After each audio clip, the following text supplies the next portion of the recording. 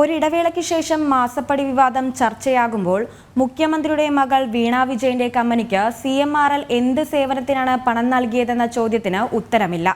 1.72 കോടി രൂപയാണ് CMRL എക്സാലോജിക്കിന് നൽകിയത്.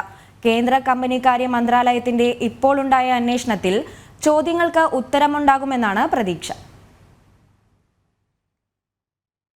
മുഖ്യമന്ത്രിയുടെ മകൾ വീണ വിജയന്റെ എക്സാലോജിക് കമ്പനിക്ക് CMRL കമ്പനി നൽകിയത് 1.72 കോടി. വീണയ്ക്ക് 5 ലക്ഷവും എക്സാലോജിക്കിന് 3 ലക്ഷവും പ്രതിമാസം നൽകിയെന്നാണ് ആദായനികുതി ഇന്ററിം സെറ്റിൽമെന്റ് ബോർഡ് കണ്ടെത്തിയിരുന്നത്. വിവാദത്തിന്റെ ആദ്യഘട്ടം മുതൽ എക്സാലോജിക് നൽകിയ സേവനം എന്താണെന്ന് BJPയും പ്രതിപക്ഷവും ചോദ്യമുന്നയിച്ചിരുന്നു. എന്നാൽ ഇതുവരെ മുഖ്യമന്ത്രിയോ മകളോ CPMോ ഇതിന് മറുപടി നൽകിയിട്ടില്ല. മാർക്കറ്റിംഗ് കൺസൾട്ടൻസി സേവനങ്ങൾക്കാണ് പണം നൽകിയതെന്നാണ് CMRL പറഞ്ഞതെങ്കിലും നൽകാത്ത സേവനത്തിനാണ് പണം നൽകിയതെന്നും ഉത്തരവിലുണ്ട്. നിയമപരമായി 2 കമ്പനികൾ തമ്മിലുണ്ടാക്കിയ കരാറാണെന്ന് മുഖ്യമന്ത്രിയും CPMും വാദിച്ചത്.